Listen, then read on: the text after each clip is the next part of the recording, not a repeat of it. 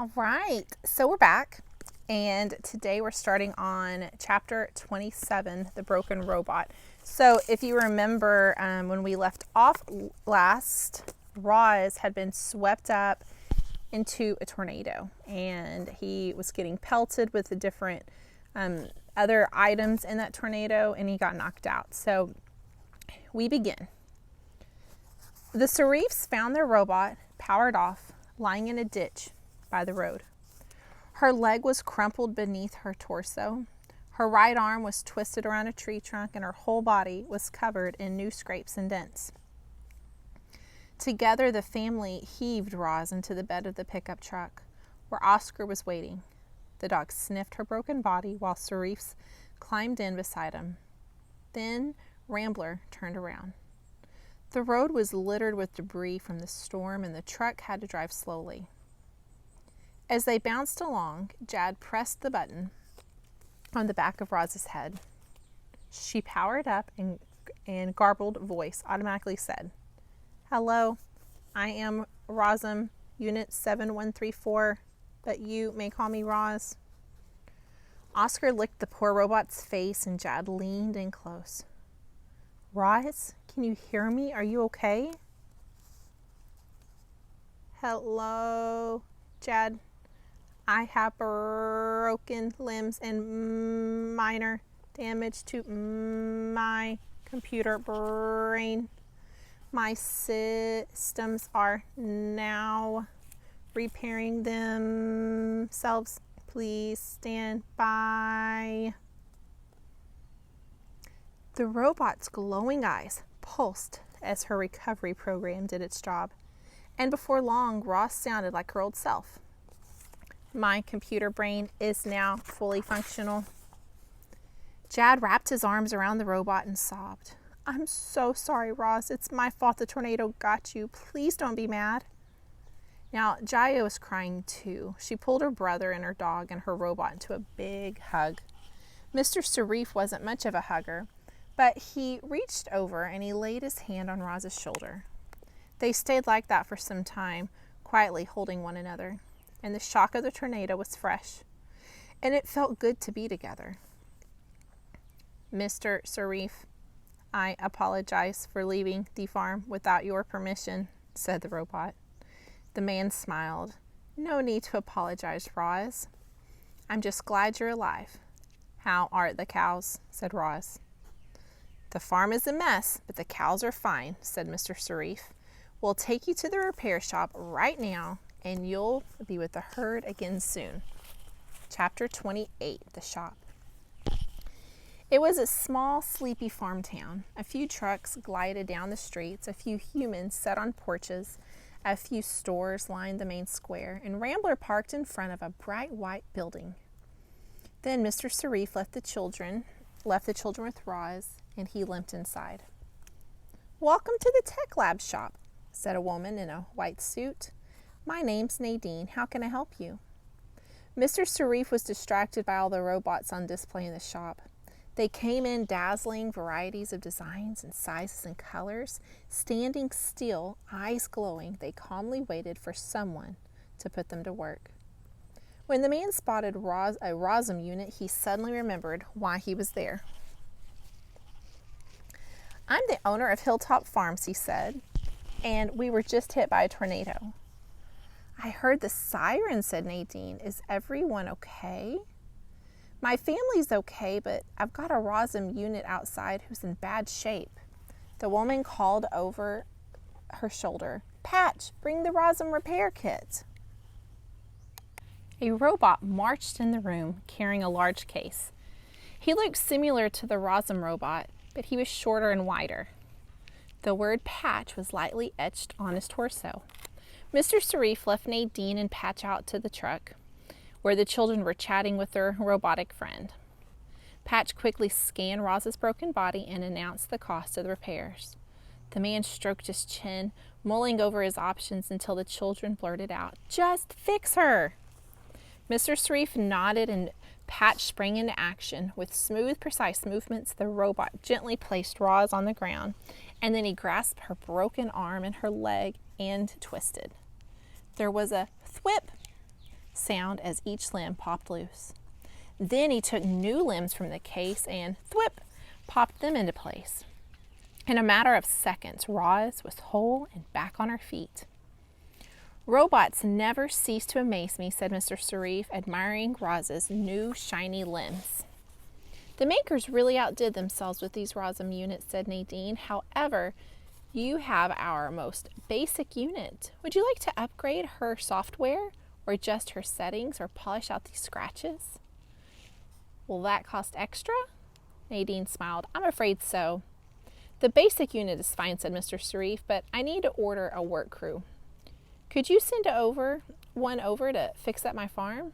"Not a problem," said Nadine. "I'll send a crew over immediately." Chapter 29, The Aftermath. Hilltop Farm was hardly recognizable. Buildings were flattened. Equipment was missing. Debris was everywhere. The farm had no electricity, and the computer system was down. As Roz picked her way through the rubble, she realized she was off the grid.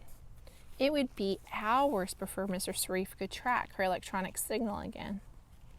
Was this the moment for her escape? No, Roz couldn't leave the Sharifs, not like this. Instead, she did what she could do to help. The tornado had left behind a winding trail of destruction. Thankfully, it hadn't destroyed everything. The barn was leaning to one side, but it was still standing. Roz forced open the door and found the cows nervously bunched together in a corner. "You are all safe now," said Roz in her calmest voice. "How is everyone feeling?" The robot was answered by a chorus of moos. "How do you think we feel? I'm a nervous wreck. My whole life flashed before my eyes." The robot raised her hands to quiet the crowd. "I am afraid the tornado destroyed much of the farm, including the milking parlor." The cows gasped. "But my udders are about to burst," cried Tess. "Would you like me to milk you the old-fashioned way?" said Roz. One look at the robot's clampy mechanical hands and Tess shook her head. "No thanks," she said. "I can wait." "An emergency crew is on the way," Roz explained. "But we cannot be in here while they work. Please follow me." Roz carefully led her herd outside, through the wreckage and down to the pasture. Some of the fences were missing and the herding machine was broken, but the cows promised not to wander off, and they began grazing on the wind-blown grass. 3 massive trucks rumbled up the driveway. Doors swung open and a crew of robot workers climbed out. The leading robot checked with Roz as the others began uploading supplies from the trucks, and then the crew got down to business. Power tools buzzed, debris was cleared, fences were mended, holes were dug, machines were repaired or replaced. Beams and walls and roofs went up. Equipment and pipes and wires were installed, and clearly these robots were designed to work as a team. The Sharifs wandered out back and stood with Roz as they watched their farm being rebuilt before their very eyes. Let me show you a picture of these worker robots.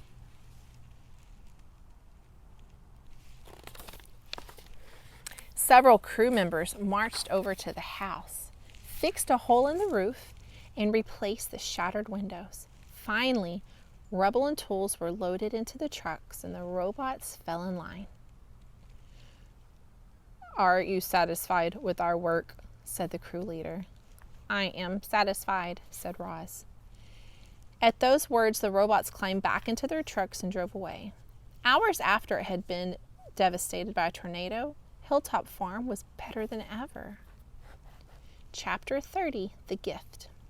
The children walked into the machine shed, past rows of parked farm machines, and found Roz tuning up the milk truck. "We've got a gift," said Jad, smiling. The robot felt something like a surprise when the boys handed her a box wrapped in silver paper with a big red bow on top. "Can you guess what it is?" said Jaya. Roz started guessing. "A bucket, a rock, a hammer, a turtle, a can of..." Okay, you can stop guessing," said Jaya. "Don't forget to read the card," said Jad. Nestled under the bow was a little card. Roz opened it and read the following words. They were written in Jad's messy handwriting. Dear Roz, thank you for taking such good care of our farm and our family. We spent all our savings on this gift, so you'd better like it. Love, Jaya and Jad. P.S. Please tell us more stories about the robot on the island as soon as possible. Thank you for that nice card, said Roz. Although the handwriting could use some improvement, Jad rolled his eyes and said, Open your gift. The robot untied the bow and tore off the paper and lifted the lid from the box. Inside was a tool belt.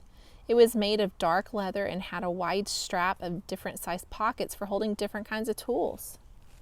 We thought this might make your work a little easier, said Jaya.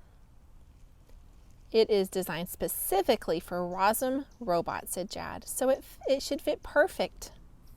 The children helped Roz put on her new tool belt, and rather than going around the robot's waist, like a normal belt, it went diagonal around her torso. Jad looped it over Roz's left shoulder and down her right hip. Jaya laced the strap through the buckle and tightened it until the tool belt was snug and secure across her chest. Do you like it? Said Jaya. I like it very much, said Roz. Thank you for this lovely gift. The children smiled and hugged the robot. They really seemed to care about her. Roz wondered if they cared enough to help her escape from the farm. One of these days, she would have to risk everything and tell them the truth. For now, however, she did the next best thing. She led Jaya and Jad out to the oak tree and told them another story about the robot on the island. Chapter 31, The Campfire. Wood smoked billowed up from the backyard and drifted across the farm. Roz was building a campfire for the Sarifs. In her old life, the robot made a fire by cracking special stones together until she got a spark. In her new life, she used a lighter. The family sat around rippling flames and gazed up at the stars. The dog stretched out on the warm ground. The robot was standing nearby, but her thoughts were far away. Her computer brain was scrolling back through memories of campfires and of stargazing with Bright Bill. Fluffy white marshmallows were skewered on the ends of the sticks and then roasted above the flames. The children laughed at their marshmallows caught fire. They liked them charred on the outside and gooey on the inside, and their father preferred them evenly browned. When the Sarifs weren't stuffing their mouths, they were chattering happily. That's the space station, said Jaya, pointing to a tiny dot that was slowly moving through the sky. I can't believe people live there. Animals live there too, said Jad. The station has a farm. We should bring our cows up and show those space farmers how it's done. I think our cows are perfectly content right here on Earth, said Mr. Sarif, and so am I. Once the marshmallows were gone, Jaya and Jad snuggled up with Oscar, stared into the flame, and asked their father about the old days. But the children were just too cozy to stay awake for long, so Mr. Sarif spoke to Roz instead. We made campfires all the time when I was a boy. The man poked the coals with his marshmallow stick, and glowing embers floated into the air.